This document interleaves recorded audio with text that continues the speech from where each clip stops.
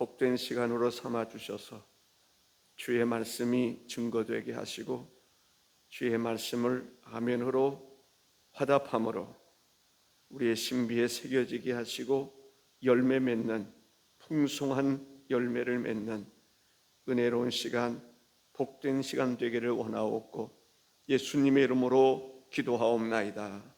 아멘.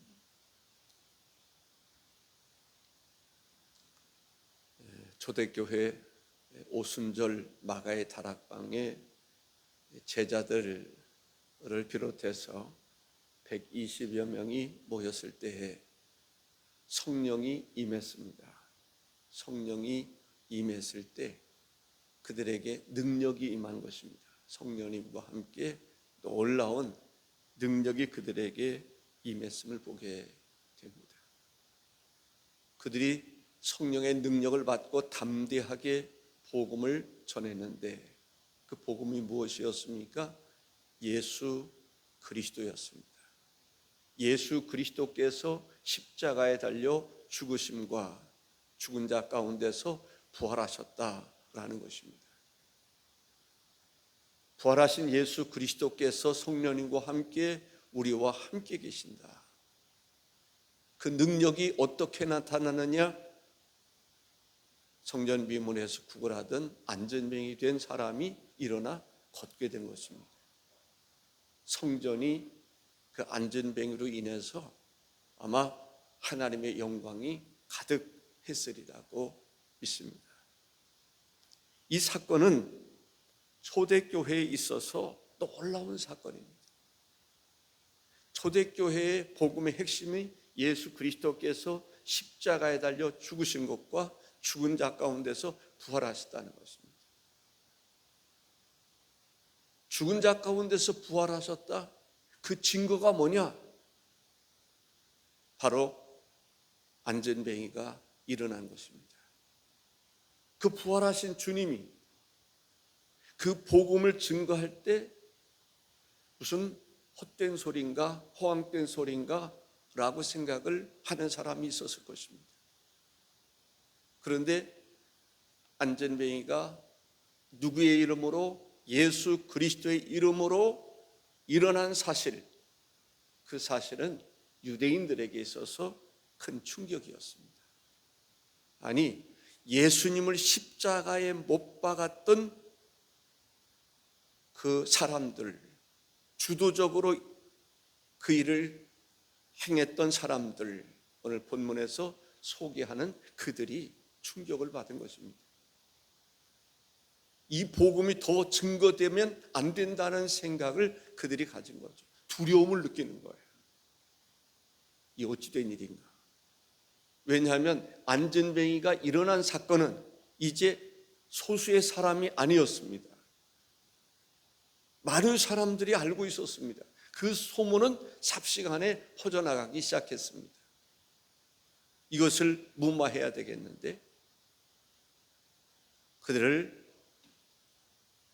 이제 협박해서 위협을 가해서 너희들 그대로 복음을 증거하면 너희들도 예수님처럼 죽일 수 있어. 아마 그런 생각을 가졌을 것입니다. 그렇게 협박하면 그들이 무릎을 꿇을 줄로 생각을 한 것이죠.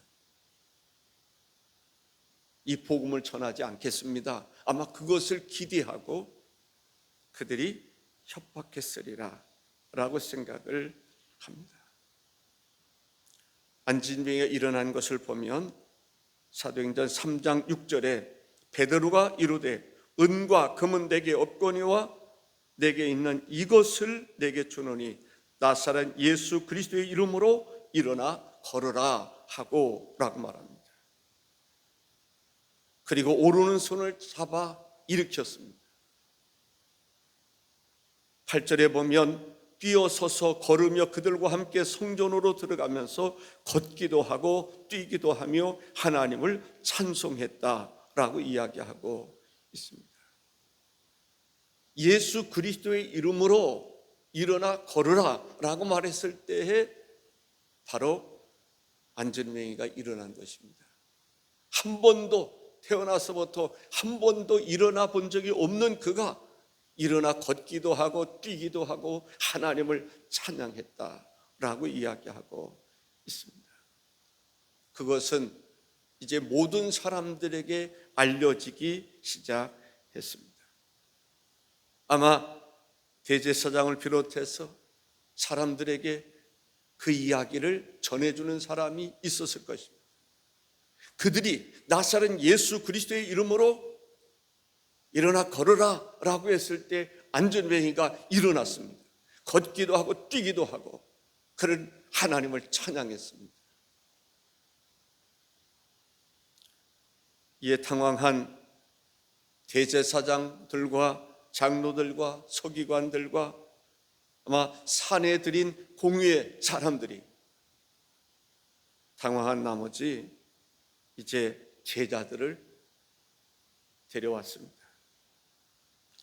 제자들을 데려왔다기보다는 제자들을 끌고 왔다라고 말할 수 있습니다. 사도행전 4장 5, 6절에 보면 이튿날 관리들과 장로들과 서기관들이 예루살렘에 모였는데 대제사장 안나스와 가야바와 요한과 알렉산더와 및 대제사장의 문중이 다 참여하여 라고 말합니다. 여기 안나스는 그 해의 대제사장 가야바의 장인이었습니다. 가야바는 예수님을 두고 백성을 위해서는 죽는 것이 유익하다라고 말했던 사람입니다. 알렉산더는 바울에게 있어서 해를 많이 끼친 사람이라고 소개하고 있습니다. 아주 못된 사람들입니다. 악한 사람들입니다. 복음에 관해서는 대적자들이었습니다. 예수 그리스도를 십자가에 못 박았던 그들이었습니다. 그들은 예수님에 대한 이야기가 더 이상 증거되지 않기를 바랬습니다. 그들이 예수님을 십자가에 못 박아 죽이면서 죽임으로 이제 예수님에 대한 얘기는 끝나기를 원했습니다. 그런데 그렇지 않았습니다. 안전뱅이가 일어난 사건, 그 이전에 어떤 사건이 있었습니까? 베드로를 비롯해서 제자들이 성령을 받고 나가서 복음을 증거할 때 하루에 3,000명, 5,000명 회개하는 놀라운 역사가 일어났습니다. 그런 가운데 안전뱅이까지 일어났으니 그들에게 있어서는 초긴장이었습니다. 난리가 난 것이죠. 이 문제를 어떻게 해결할 것인가? 이 복음을 어떻게 잠재울 것인가? 그들은 할 수 있는 방법이 그들을 협박하는 것이었습니다. 억압하는 것이었습니다. 다시는 이 복음을 예수 그리스도의 이름으로 어떤 일도 하지 않기를 원했던 것을 볼 수가 있습니다. 사도행전 4장 7절에 사도들을 가운데 세우고 묻되 너희가 무슨 권세와 누구의 이름으로 이 일을 행하였느냐라고 말합니다. 무슨 권세와 누구의 이름으로 했느냐라는 거죠. 아마 그렇게 이야기하면 사도들도 겁에 질릴 줄로 알았던 것이죠. 그때 베드로가 이렇게 말합니다. 만일 병자에게 행한 착한 일에 대하여 이 사람이 어떻게 구원을 받았느냐고 오늘 우리에게 질문한다면 너희와 모든 이스라엘 백성들은 알라. 너희가 십자가에 못 박고 하나님이 죽은 자 가운데서 살리신 나사렛 예수 그리스도의 이름으로 이 사람이 건강하게 되어 너희 앞에 섰느니라. 이들은 제자들을 협박하면 그들이 불복할 줄 알았습니다. 왜냐하면 그 사람들은 제자들을 보니까 무식한 사람들이야. 어부들입니다. 그리고 어떤 일이 있었습니까? 예수님이 십자가에 못 박혀 죽으실 때 다 도망쳤던 사람들입니다. 예수님의 제자 베드로도 예수님을 모른다고 3번 부인했던 사람들입니다. 예수님이 십자가에 못 박혀 죽었을 때 그들은 다 도망쳤습니다. 예수님께서 그들에게 갔을 때 그들은 문을 걸어잠고 있었던 사람들이었습니다. 그 이야기를 그들이 모르고 있었겠습니까? 알고 있었을 거예요. 그 정도라면, 협박하면 다 굴복할 줄로 생각을 했을 것입니다. 다 도망쳤던 사람들, 뿔뿔이 도망쳤던 사람, 예수님의 면전에서 예수님을 모른다고 3번씩이나 부인했던 사람들, 협박하면 굴복할 줄로 생각을 했습니다. 그런데 어찌 된 일입니까? 그들이 겁에 질리지 않는 것입니다. 오히려 담대하게 자기들을 향해서 예수 그리스도의 이름으로 행했음을 이야기하고 있는 것이죠. 오히려 당황한 사람 누굽니까? 자기들이 당황한 거예요. 겁먹을 줄 알았는데 겁을 먹지 않는 거예요. 오히려 담대하게 말하는데 어디서 그런 지식을 가지고 있는지 자기들을 굴복할 정도로 깜짝 놀란 것이죠. 도대체 어찌 된 일인가? 안진뱅이가 일어난 것만 기적이 아니라 예수님의 제자들에게서 행해지는 그 행동으로 인해서 그들이 오히려 충격을 받았던 것을 볼 수가 있습니다. 죽은 자 가운데서 부활하신 예수 그리스도, 초대교회의 사도들이 복음을 전했던 것처럼 오늘 우리들도 성령의 충만함을 받고 그들처럼 복음을 전해야 될 줄로 믿습니다. 아멘이십니까? 우리에게도 동일한 성령님께서 역사하시지 않습니까? 성령의 충만한 역사가 임하기를 기도해야 될 줄로 믿습니다. 흙으로 사람을 지으셨습니다. 이에 생기를 불어넣어 주셨습니다. 하나님의 형상대로 지음받은 사람이 탄생한 것입니다. 그렇습니다. 예수님의 제자들 겁이 많았던 사람들입니다. 좀 무식했던 사람들입니다. 학문이 깊지 않았던 사람들입니다. 예수님이 십자가에 달려 죽으실 때 다 도망쳤던 사람들입니다. 예수님 모른다고 부인했던 사람들입니다. 그런데 그들에게 성령이 임하니까, 그들이 성령의 불을 받으니까, 성령의 능력을 받으니까 전혀 다른 사람들처럼 행동했던 것을 보게 됩니다. 흙으로 사람을 지으시고 생기를 불어넣어 주시니까 하나님의 형상을 입은 사람이 됐던 것처럼, 겁이 많았던 사람들, 두려웠던 사람들, 그 사람들에게 성령이 임하니까 전혀 새로운 사람이 됐던 것처럼 오늘 우리들에게도 정말 필요한 것이 뭘까요? 바로 하나님의 생긴 것입니다. 성령이 우리에게 임한 것이 중요하다라는 것이죠. 오늘 본문에서 보면 구원이라고 하는 표현을 쓸 때 안진뱅이가 일어난 것도 구원이라고 그러고, 우리가 오늘날 구원이라고 말하는 예수 그리스도를 믿음으로 받는 것도 구원이라고 이야기하는 것을 볼 수가 있습니다. 안진뱅이를 일으킨 것이 누구입니까? 바로 예수 그리스도입니다. 우리를 사망의 권세에서 구원하고 구원에 이를 수 있게 하시는 분이 누구십니까? 예수 그리스도이심을 볼 수가 있습니다.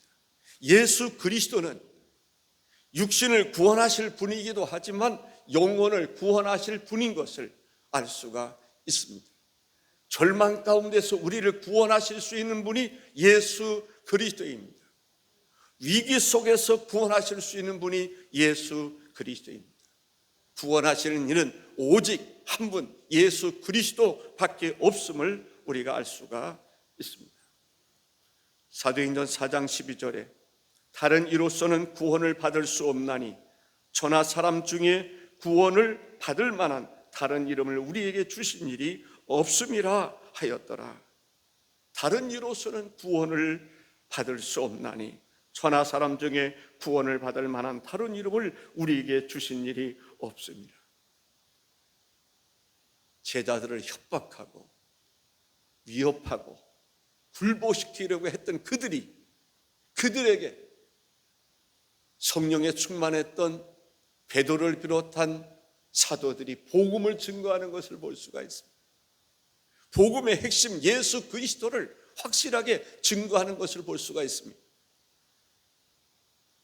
너희들이 십자가에 못 박았던 그 사람, 예수 그리스도가 우리 민족이 그토록 기다렸던 메시아라는 것이죠. 그분만이 우리를 구원하실 수 있는 분이라는 것입니다. 어떻게 보면 이 민족을, 유대 민족을 구원할 수 있는 분이 오직 예수 그리스도밖에 없다. 우리의 영혼을 구원하실 수 있는 분도 예수 그리스도밖에 없다라는 거예요. 우리 인생의 문제를 구원하실 수 있는 분도 예수 그리스도 외에는 아무도 없다라는 것입니다. 예수님 안에 영생이 있음을 사도들은 알 수 있었습니다. 마태복음 1장 21절에 보면 아들을 낳으리니 이름을 예수라 하라. 이는 그가 자기 백성을 그의 죄에서 구원할 자이심이라 하니라. 그렇습니다. 예수 그리스도는 태어날 때부터 구원자로, 메시아로 이 땅에 태어나신 것입니다. 예수 그리스도는 하나님으로부터 온 것입니다. 하나님의 본체시나 하나님과 동등됨을 취하지 아니하시고 인간을 못 입고 이 땅에 오신 분이 예수 그리스도인 거죠. 어렸을 때, 그가 태어났을 때 바로 그분이 구원자라고 하는 것을 성경은 증거하고 있습니다. 예수님 안에 생명이 있다, 영생이 있다라고 이야기하고 있습니다. 요한일서 5장 11절 12절에 보면 또 증거는 이것이니 하나님이 우리에게 영생을 주신 것과 이 생명이 그의 아들 안에 있는 그것이니라. 아들이 있는 자에게는 생명이 있고 하나님의 아들이 없는 자에게는 생명이 없느니라. 아들이 있는 자에게는 생명이 있고 아들이 없는 자에게는 생명이 없다. 예수 그리스도가 우리 안에 거하시면 우리가 생명을 얻게 되고 영생을 얻게 되고 구원을 얻게 되지만은 예수 그리스도가 우리 안에 계시지 아니하시면 우리는 구원에 이를 수 없는 것입니다. 하나님 나라의 생명록에 기록됐다는 말은 예수 그리스도가 우리 속에 있다라는 것입니다. 예수 그리스도를 영접하는 자, 곧 그 이름을 믿는 자들에게는 하나님의 자녀가 되는 권세를 주셨다라고 말씀하고 있습니다. 예수 그리스도는 바로 우리의 구원자가 되십니다. 우리의 구원을 위해서 이 땅에 오셨고 사도들을 통해서 성령을 받은 사람들을 통해서 오늘 우리들을 통해서 예수 그리스도가 구원자임을 증거하게 하시는 것을 볼 수가 있습니다. 요한복음 14장 6절에 예수께서 이르시되 내가 곧 길이요 진리요 생명이니 나로 말미암지 않고는 아버지께로 올 자가 없느니라. 하나님께로 갈 수 있는 길이 되시는 예수 그리스도인 것을 보게 됩니다. 하나님께로 갈 수 있는 진리가 되시는 분이 예수 그리스도인 것을 알 수 있습니다. 하나님께로 갈 수 있는 생명이 되시는 분이 예수 그리스도이십니다. 생명이 되셔야 됩니다. 진리가 되셔야 됩니다. 길이 되셔야 됩니다. 그래야 하나님께로 갈 수 있는 것인데 그분이 바로 예수 그리스도다. 예수 그리스도 외에는 하나님 앞에 갈 길이 없습니다. 예수 그리스도 외에는 하나님께로 갈 수 있는 진리가 없습니다. 예수 그리스도 외에는 하나님께로 갈 수 있는 생명이 없는 것입니다.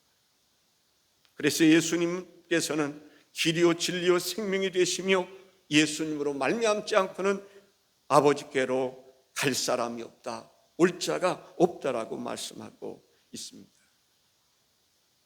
예수님이 십자가에 달려 죽으실 때에 제자들은 실망했습니다. 낙심했습니다. 이제 모든 것을 다 포기해만 했습니다. 절망에 이를 수밖에 없었습니다. 그런데 예수 그리스도께서 죽은 자 가운데서 부활하신 그것을 통해서 예수 그리스도 안에서 진정한 생명이 있음을 제자들은 발견할 수 있었습니다. 그렇습니다. 생명 대신 구원 대신 예수 그리스도를 초대교회는 증거한 것입니다. 예수 그리스도께서 죽은 자 가운데서 부활하셨다. 예수님 안에 생명이 있다. 부활의 첫 열매가 되시는 주님을 이야기하고 있으면서 바울 사도도 바로 예수 그리스도는 부활의 첫 열매가 되신다. 다시 말한다면 그를 믿는 자가 다 부활에 참여하게 될 것이다라는, 구원에 이르게 될 것이다라고 하는 것이 바울에게도 복음의 핵심이었습니다. 다른 사도들에게도 복음의 핵심이었음을 볼 수가 있습니다. 그 증거가 나타나는데 바로 안전내기가 일어나는 것입니다. 성전 미문에서 늘 성전에 오고 가는 사람들이 항상 지켜봤던 사람입니다. 스스로 걸어올 수도 없었고 누군가가 데리고 와야 거기까지 올 수 있는 그 사람이었습니다. 10년 전에도 그 사람이 있었고 아마 20년 전에도 그 사람이 있었습니다. 동일한 사람입니다. 그가 일어나리라고 누가 생각했겠습니까? 그들은 늘, 그 안전뱅이는 늘 돈을 구걸하는 사람이었습니다. 그런데 그 사람이 건강한 사람이 돼서 일어나 걷기도 하고 뛰기도 하고 하나님을 찬양하는 그 모습을 보면서 예수 그리스도께서 죽은 자 가운데 부활하신 것이 가짜가 아니구나, 진실된 거구나, 사람들이 믿게 되는 것입니다. 이것을 방해하는 세력이 예수님을 십자가에 못 박았던 사람들입니다. 그 복음을 막아보려고 했지만, 증거하지 못하도록 하려고 했지만 성령의 역사는 막을 길이 없었습니다. 그 복음이 증거되고 증거돼서 오늘 우리들에게까지 이르게 된 것을 볼 수가 있습니다. 이 전국 복음이 마지막 모든 민족, 모든 족속, 모든 사람에게 이르기를 원하시는 것이 바로 하나님의 사랑입니다. 모든 사람이 구원에 이르기를 원하신다는 것이죠. 그런 면에서 오늘 우리는 나 한 사람이 예수 믿는 것으로 만족하지 말고 또 다른 사람에게